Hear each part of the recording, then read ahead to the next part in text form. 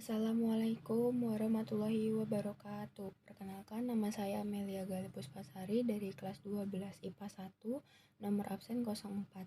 Di sini saya akan menjelaskan pelajaran kimia dengan materi sifat koligatif.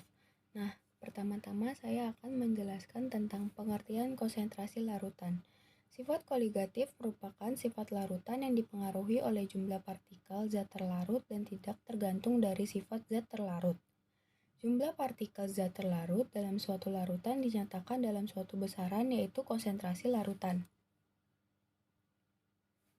Konsentrasi larutan itu terdapat 3 jenis. Yang pertama itu ada molaritas atau dilambangkan dengan M besar. Yang kedua itu ada molalitas yang dilambangkan dengan M kecil. Yang ketiga itu ada fraksi mol yang dilambangkan dengan X. Sifat koligatif larutan pada sistem pelarut murni titik didih, titik beku, tekanan uap, dan tekanan osmotik hanya akan dipengaruhi oleh molekul pelarut itu sendiri. Namun dalam sistem larutan yang terdiri dari pelarut dan terlarut, keberadaan zat terlarut dalam suatu pelarut akan menyebabkan suatu perubahan tertentu pada keempat sifat pelarut tersebut. Sifat koligatif terdiri dari 4 sifat, yaitu yang pertama ada penurunan tekanan uap atau yang dilambangkan dengan delta P. Yang kedua itu ada kenaikan titik didih atau yang dilambangkan dengan delta TB. Yang ketiga itu ada penurunan titik beku yang dilambangkan dengan delta TF. Yang terakhir itu ada tekanan osmotik yang dilambangkan dengan Pi. Kenaikan titik didih itu apa sih? Nah, kenaikan titik didih larutan adalah temperatur saat tekanan uap zat cair sama dengan tekanan udara luar.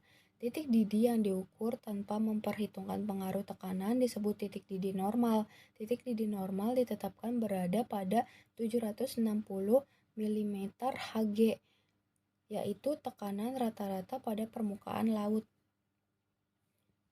Jadi, kenaikan titik didih larutan dapat ditentukan sebagai selisih antara titik didih larutan dengan titik didih pelarut. Rumusnya yaitu delta TB sama dengan TB larutan dikurang TB pelarut. Nah, selanjutnya kita akan masuk ke contoh soal. Nah, contoh soalnya itu ada sebanyak 36 gram glukosa dengan Mr 180 dilarutkan dengan 250 ml air. Bila Kb air sama dengan 0,52, hitunglah titik didih larutan glukosa tersebut. Nah, pada soal ini glukosa sebagai zat pelarut dan air sebagai zat pelarut. Titik didih air Tb derajat sama dengan 100 derajat Celcius. Sehingga cara menjawab soal ini itu ada molalitas dengan GR per MR dikali 1000 per P. M kita masukin GR-nya itu ada 36 per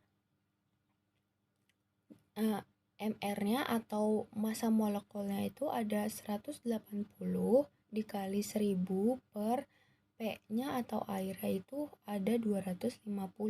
Nah, semua itu kita jumlahkan dan mendapatkan hasil 0,8. Nah, setelah itu kita masukkan ke dalam rumus, yaitu delta TB sama dengan KB dikali M. Kita masukin KB-nya itu ada 0,52 dikali M-nya itu ada 0,8. Kita jumlahkan menjadi 0,416 derajat Celcius. Nah, kita masukkan lagi ke dalam rumus, yaitu TB dikurang TB derajat sama dengan 0,416 derajat Celcius atau TB dikurang 100 derajat Celcius itu memiliki hasil 0,416 derajat. Nah, kita masukkan ke dalam rumus terakhir, yaitu TB sama dengan 100 ditambah 0,416 mempunyai hasil 100,416 derajat Celcius. Segitu saja penjelasan dari saya. Selebihnya mohon maaf.